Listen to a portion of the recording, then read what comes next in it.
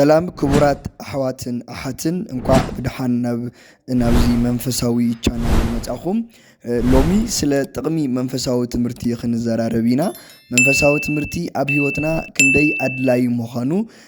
ንምንታይ ኢና ኸ መንፈሳዊ ትምህርቲ እንመሃር ዝብል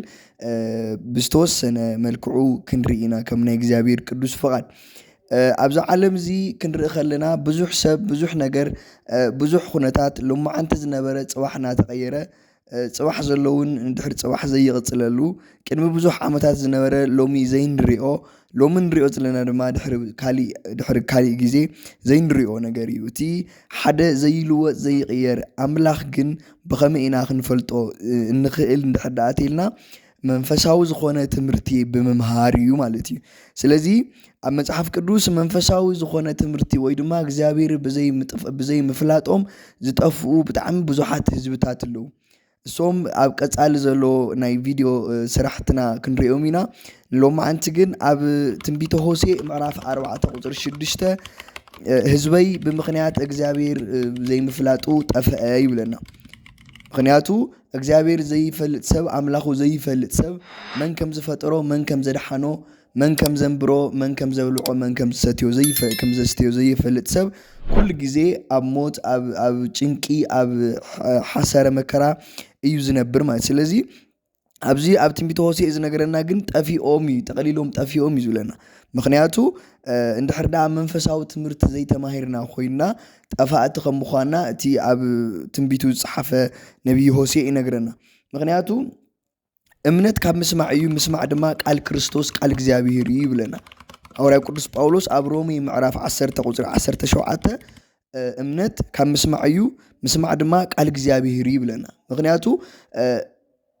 ብምንም ተኣምር ናይ እግዚአብሔር ነገር እንድሕር ደኣ ዘይተማሂርና እንድሕር ደኣ ዘይሰሚዕና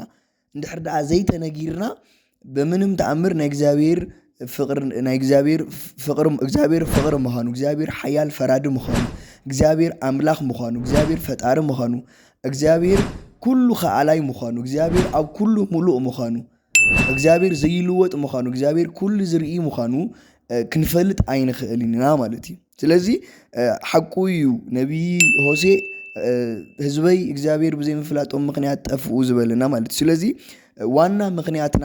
ዋና ዓብይ ነገርና ናይ እግዚአብሔር ቃል እንመሃረሉ ምክንያት እዩ ተይልና እቲ ቀዳማይ እምነትና ንኽጥንክር እዩ ማለት እዩ። እምነትና ንኽጥንክር እዩ ኣብቲ ዘለና እምነት ኣብቲ ዘለና ሃይማኖትና ናወሰኽና ክንከይድ ዝገብረና ነገር ስለ ዝኾነ ማለት። ስለዚ ብቐዳምነት እንሪኦ ነዘውዝኒ እዩ። ምክንያቱ ቃል እግዚአብሔር እንድሕር ደኣ ተማሂርና እምነትና እናወሰኸ እቲ ኣብ እግዚአብሔር ዘለና ፍርሓት እግዚአብሔር ብፍቅሪ ንፈርሖ ንእግዚአብሔር ፍርሓትና ድማ እናወሰኸ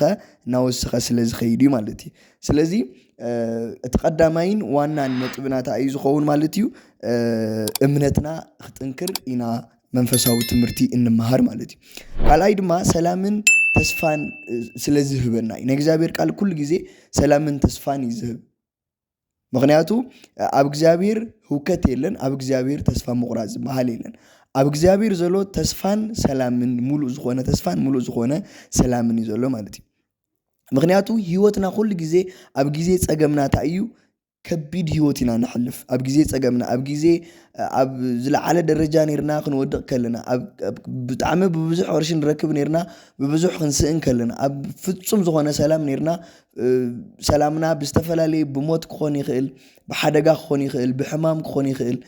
ብዝተፈላለየ መንገዲ ሰላምና ክንስእን ከለና ኢና ህይወትና ናብ ዓብይ ፀገም ዝወድቕ ማለት እዩ። ስለዚ መንፈሳዊ ዝኾነ ትምህርቲ እንድሕር ደኣ ኣብ ልቦናና ሓዚልና ኣብ ልቦናና ተማሂርና ፀኒሕና ኮይና ግን ነቲ ዝመፀ ማንኛውም ዝኾነ ፀገማት ማንኛውም ዝኾነ ችግራት ናይ ምሕላፍ ዓቕምና ዝለዓለ እዩ ዝኸውን ማለት እዩ። ስለዚ ኣብ ዮሃንስ ወንጌል ምዕራፍ 14 ቁፅሪ 27 ሰላመይ እህበኩም እቲ ኣነ ዝህበኩም ሰላም ከምቲ ዓለም እትህበኩም ሰላም ኣይኮነን ይብለና። ስለዚ እግዚአብሔር ፍጹም ዝኾነ ውሽጣዊ ሰላም እዩ ዝህበና ማለት ከምቲ ንኣምሰሉነት እንገብሮ ናይ ደገ ሰሓቕ ናይ ደገ ምዝናጥ ወይ ናይ ደገ ብኹርዓት ምንጋር ዘይኮነሲ ውሽጣዊ ዝኾነ ዕረፍቲ ውሽጣዊ ዝኾነ ሰላም ውሽጣዊ ዝኾነ ሰሓቕ ውሽጣዊ ዝኾነ ምስ እግዚአብሔር ርክብ ኢና ንፈጥር ማለት እዩ እንድሕር ደኣ ናይ እግዚአብሔር ቃል ብደንቢ ብስርዓት ፈሊጥና ኮይና ማለት እዩ ምክንያቱ ንዮሴፍ እንድሕር ደኣ ርኢናዮም ኣብ መጽሓፍ ቅዱስ ኣብ ኦሪት ዘፍጥረት ምዕራፍ 37 ናይ እግዚአብሔር ሓይሊ ስለ ዝኣምኑ ዝነበሩ እዮም ዝኩሉ ነገራት ዝሓልፉ ዝነበሩ ዝተፈላለዩ ንና አብርሃም እንድሕር ኢና ንኖህ እንድሕር ደኣ ርኢና ማለት እዩ እዚ ብስፍሕ ብዝበለ ናብኦም ክንመፂና ግን ናይ እግዚአብሔር ቃል ምፍላጥ ክንደይ ናይ ሰላም ከም ዝህብ በቶም ኣቦታት ሰሙን ክንሪኦ ንኽእል ኢና ካብኡ እውን መበል ሳልሳይ ፀባይና ናይ ምቕያር ዓቕሙ ዝለዓለ እዩ ዝኸውን ከመይ ተልና ኣብ እግዚአብሔር ዘለና እምነት እንድሕር ደኣ ናወስኸ ኮይኑ ከይዱ ኣብ እግዚአብሔር ዘለና ትምህርቲ እንድሕር ደኣ ናወስኸ እግዚአብሔር ካብ መጠን ብላዕሊ ካብቲ ንሕና እናሓስቦ ዝነበርና ብላዕሊ ናፈለጥናዮ እናቐረብናዮ ክንከይድ ከለና መንፈሳዊ ነገር ክንፈልጥ ከለና ካብ መንፈሳዊ ነገር ፍቕሪ ትዕግስቲ ይቅርታ ሓጎስ ሰላም ኢና ንምሃር ማለት እዩ እዚኦም ኣብ ገላትያ ምዕራፍ 5 ቁጽሪ 19 ጀሚርና ንረኸም ክሳብ 22 ናይ መንፈስ ፍረ ተባሂሎም ዝፍለጡ ናይ መንፈስ ዕረፍቲ ተባሂሎም ዝፍለጡ ነገራት ኣብ ውሽጥና ክንሕዝ ንኽእል ኢና ማለት እዩ ምክንያቱ ንባዕልኻ ምግዛእ ሰላም ፍቕሪ ሓድነት ትዕግስቲ እዚኦም ብምልኦም ክንረኽቦም ንኽእል ምስ ናይ እግዚአብሔር ሃልዎት ናይ እግዚአብሔር ነገር ኩሉ ክንፈልጥ ከለና ክንመሃር ከለና እዩ ማለት ስለዚ ሰብ መንፈሳዊ ትምህርቲ እንድሕር ደኣ ተማሂሩ ኮይኑ ምስ ቤተሰቡ ሰላም እዩ ምስ ኣዕርኽቱ ሰላም እዩ ኣብ ስርሑ ሰላም እዩ ኣብ ትምህርቱ ሰላም እዩ ምክንያቱ ንኩሉ ብፍቕሪ እዩ ዝገብሮ ንኩሉ ናብ ጽላእ የምርሖን ምክንያቱ ከምኡ ተዘይኸውን ነይሩ ብዙሓት መንፈሳውያን ሰባት ብሰላምን ብዝተረጋግዐን መንገዲ ዝሓለፉ ኣብ ዝተፈላለዩ መጽሓፍቲ ንረኽቦም ኣይምረኣና ነርና ማለት እዩ ስለዚ ናይ እግዚአብሔር ቃል ምምሃር ኣብ ህይወትና እቲ ወሳንን ዓብይ ነገርን ምዃኑ ብደንብ ጌርና ክነጽንዕ ንክእል ኣለና እቲ መበራብዓይ ድማ እቲ ቅኑዕ ዝኾነ ትክክለኛ ዝኾነ መንገዲ ይመርሐና ኣብዚ ዓለም እዚ ብዙሓት ሓቂ ዝመስሉ ሓሾታት ኣለዉ እዮም ኣብዚ ዓለም እዚ ብዙሓት ብርሃን ዝመስሉ ጸለማታት ኣለዉ እዮም ኣብዚ ዓለም እዚ ብዙሓት ጽድቂ ዝመስሉ ሓጢያታት ኣለዉ እዮም ኣብዚ ዓለም እዚ ብዙሓት ቁኑዓት ዝመስሉ ግን ጎባጣት ነገራት ኣለዉ እዮም ስለዚ እዘው ዝኒኤ ኣየና እዩ ቅኑዕ ኣየና እዩ ጎባጥ ኣየና እዩ ብርሃን ኣየና እዩ ጸልማት ኣየና እዩ ታቦት ኣየና እዩ ጣዖት ኢልና ናይ ምፍላይ ዓቕሚ ይኽህለና ዝኽእል እንድሕር ደኣ ናይ እግዚአብሔር ቃል ብስርዓት ተማሂርና ኢና ናይ እግዚአብሔር ቃል ፈሊጥና ኢና ማለት ስለዚ መንፈሳዊ ዝኾነ ትምህርቲ ኣብ ህይወትና ኣድላይ እዩ ኣብ መዝሙር እቲ ዘማራይ ዳዊት ኣብ መዝሙር 119 ካብ ቁጽሪ 105 ቃልካ ንእግረይ መብራህቲ እዩ ንመንገደይ ብርሃን እዩ ይብለና ቃልካ ንእግረይ መብራህቲ እዩ ንመንገደይ ድማ ብርሃን እዩ ስለዚ እግርና ብዝተፈላለየ መንገዲ ብሕማቕ ነገር ንኸይውቃዕ ይመርሐና ወላ ደኣ ብዙሕ ጭንቂ ብዙሕ ህውከት ብዙሕ ሰላም ምስኣና ውሽጥና ይሃልግ እምበር እንድሕር ደኣ ናይ እግዚአብሔር ቃል ተሸኪምና ኮይና ብርሃን ዝኾነ ህይወት ከም እንመርሕ እዩ ዝነገረና ዘሎ እቲ ዘማሪ ዳዊት ስለዚ ናይ እግዚአብሔር ቃል ብርሃን እዩ ናይ እግዚአብሔር ቃል መብራህቲ እዩ ናይ እግዚአብሔር ቃል ቅኑዕ እዩ ናይ እግዚአብሔር ቃል ፈውሲ እዩ ማለት ስለዚ ክንዲ ናይ እግዚአብሔር ቃል ዝመጽእ ነገር ኣብ ህይወትና ሰላምን ዕረፍትን ዝህብ ብህይወትና ኩሉ እንሕጎሰሉ ነገር ምንም ዓይነት ነገር የለን ማለት እዩ ምክንያቱ ኣብ ናይ እግዚአብሔር ቃል እንታይ ይብለና ንሓቂ ክትፈልጥዎ ኣይኹም ሓቂ ድማ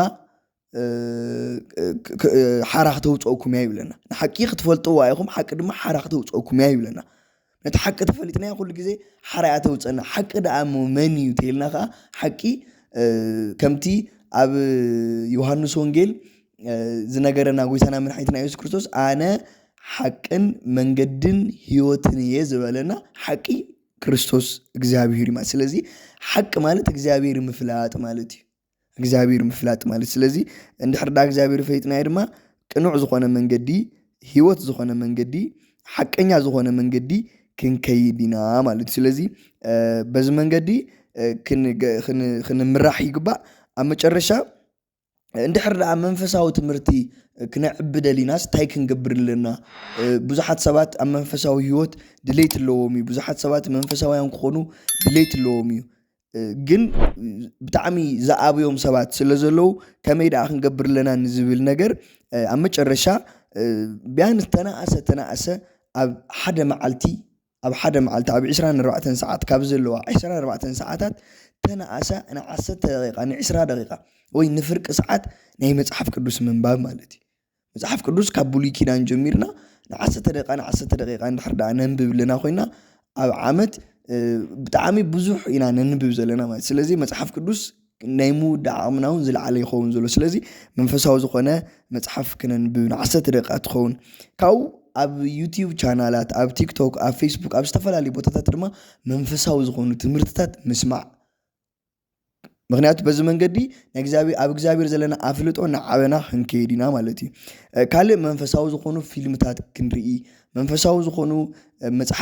መጽሓፍቲ ኣዋልድ መጽሓፍቲ ክነንብብ ምስ መንፈሳውያን ዝኾኑ ሰባት ሓቢርና ክንጓዓዝ ኣለና። ኣብ መጨረሻ ጎይታይ ቃልካ ክመሃር ድሌት ሃበኒ